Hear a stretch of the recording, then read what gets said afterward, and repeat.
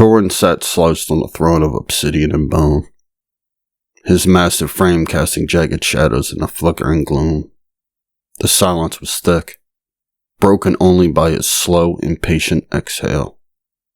Then, without warning, a rift tore through the air. A portal, swirling with violet and black flame, ignited the center of the chamber. From it stepped a figure clad in black chainmail, its scales glinting like oiled shadows. At his side hung a cobra-shaped mace, sinister and poised to strike. His skin was pale as bleached marble, and his eyes, burning orange like dying stars moments before detonation, glowed with quiet malice. "Ah, finally," Torrin rumbled in his baritone, rising slightly from the throne. "Beiruta, the possessor, you meet in the flesh at last." Suspended from the ceiling by rusted chains, Quasar stirred. The name sparked a glimmer of recognition, hope even, but it faded as quickly as it came. He knew this was no savior. If anything, Beiruta was likely the very architect of his captivity.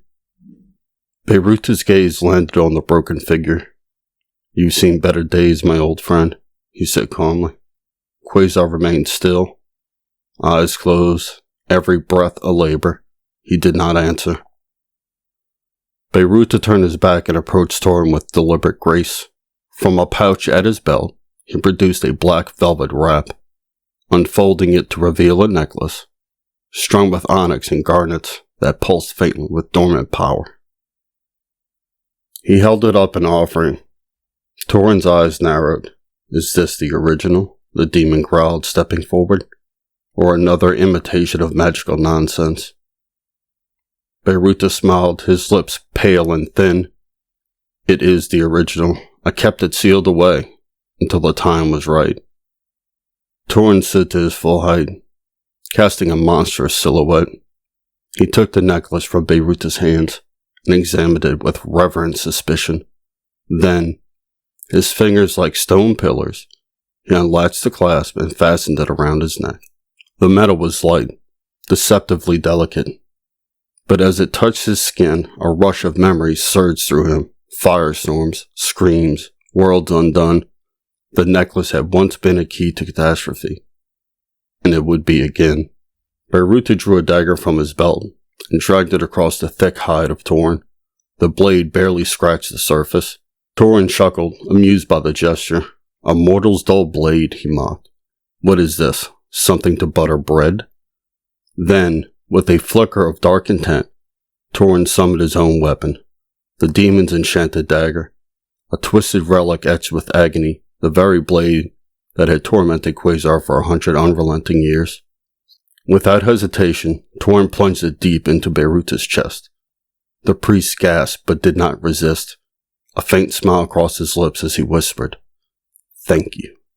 Torrin's grin began to fade. The garnet stone at his throat shimmered, then flared crimson as it awakened. His eyes widened in confusion, then dread, as his soul was drawn from his body, siphoned into the ancient gem, like ink pulled into water. His monstrous form slackened, a puppet robbed of strings. Beiruta's mortal shell collapsed, but he did not die. His essence flowed into the now vacant body of the demon. Torrin's frame jerked, twitched, then stood tall, possessed. The fire in Beiruta's eyes now burned brighter through his new vessel, orange and unholy. He turned and walked slowly toward Quasar, each hoofstep echoing through the chamber like the last notes of a funeral hymn. Quasar, still bound and broken, looked up, his eyes locked onto the garden pendant. Recognition struck like lightning. Dread followed close behind. Beiruta leaned in, his voice like velvet dipped in poison. "My old friend, you are the last relic." He unfastened the chains. Quasar dropped like ash to the stone, too weak to resist. Beiruta knelt beside him and placed the cursed dagger, Torrin's weapon of suffering, in Quasar's trembling hand. "Don't worry," he whispered. "It will be quick." Quasar stared at the blade. His path was clear. There would be no salvation, only release. His fate was not to live, but to end, and in ending, prevent something far worse.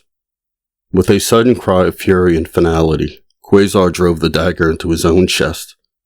Agony roared through him, but it was nothing compared to the centuries past. As his soul began to unravel, as the edges of his being frayed and dissolved into the void, he felt something rare. Peace. He knew the vessel he left behind might be twisted into a weapon of unspeakable ruin, but that was no longer his burden. He welcomed the darkness like an old friend, and Quasar, at last, would not live to see another day. Beirut had knelt as death took him, an onyx gem glowing garnet atop his lifeless corpse. Now, in his final form, he rose, tattered and sinewed, in Quasar's body. He looked like death incarnate, but his burning orange eyes shimmered with unyielding ambition. His breath a foul wind, the priest whispered, "You're already finished, but before your mind is unmade, I promise you this. You will watch Valvegan die."